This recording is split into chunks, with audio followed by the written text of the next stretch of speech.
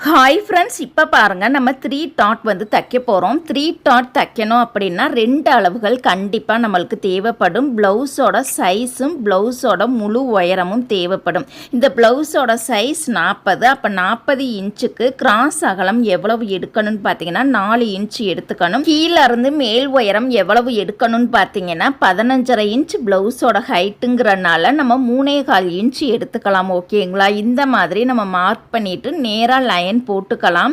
இப்போ இந்த லைன்லேயே நம்ம டபுள் ஸ்டிச் வந்து நம்ம போட்டுக்கலாம். ஓகேங்களா? ஸ்டிச் போடும் பொழுது கரெக்டாக அந்த புள்ளிக்கு நேராக கரெக்டாக தைக்கணும். எக்ஸ்ட்ரா கூடுதலாகவும் தைக்கக்கூடாது, குறைவாகவும் தைக்கக்கூடாது. கரெக்டாக அந்த லைன் மேலேயே மார்க் பண்ண இடத்துல கரெக்டாக நம்ம தச்சு ரெடி பண்ணிக்கலாம்.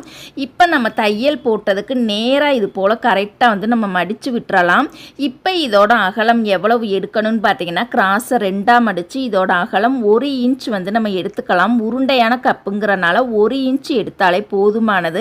இப்போ நம்ம ஒரு தையல் வந்து போட்டுட்டோம். அதை பின்பக்கமாக திருப்பி இன்னொரு தையல் வந்து நம்ம போட்டுக்கலாம். கீழே ஜாயிண்ட் வரக்கூடிய இடத்துல பாருங்கள், ஒரு 1/2 இன்ச் அல்லது 3/4 இன்ச் ஹைட்டில் கட் பண்ணுற மாதிரி இருக்கும். அதை வந்து நல்லா கிராஸாக வந்து நம்ம கட் பண்ணிக்கலாம். ஃபுல்லாக நேராக வரைக்கும் கட் பண்ணக்கூடாது. ஓகேங்களா? இந்த மாதிரி தான் மெயின் டாட் வந்து தைக்கணும். 2வது டாட் பார்த்தீங்கன்னா மெயின் டாட் தைச்ச நுனிப்பகுதிக்கு நேராக ஆம்கோல் சைடு கரெக்டான அளவில் வந்து மடித்து விட்டுக்கணும். இப்போ இதுக்கான டிஸ்டன்ஸ் வந்து எவ்வளவு எடுக்கணும்னு பார்த்தீங்கன்னா 40 சைஸுங்கிறனால 2.25 இன்ச் டிஸ்டன்ஸ் மார்க் பண்ணி மடிப்பிலேயே ஒரு லைன் வந்து நம்ம போட்டுக்கலாம். ஓகேங்களா?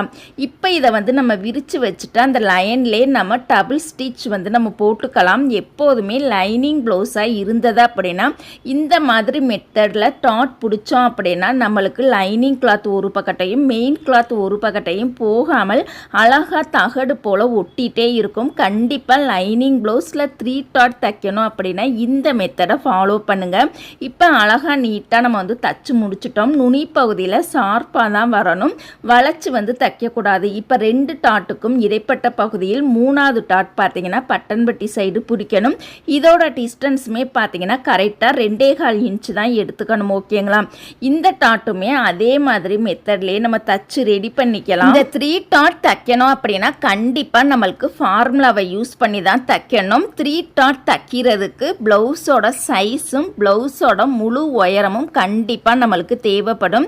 இப்போ 3 டாட்டுக்குமான டிஸ்டன்ஸ் கரெக்டாக இருக்கான்னு ஒரு முறை செக் பண்ணி பார்த்துக்கலாம். 2.25 நம்மளுக்கு அளவு கரெக்டாக இருக்கு. இப்போ இதை நல்ல பக்கமாக திருப்பி பார்த்துக்கலாம். ரொம்பவே அழகாக இருக்கு. நார்மல் கப்புக்கு வேற மாதிரி தைக்கணும், ஊசியான கப்புக்கும் வேற மாதிரி தைக்கணும். தேங்க்யூ.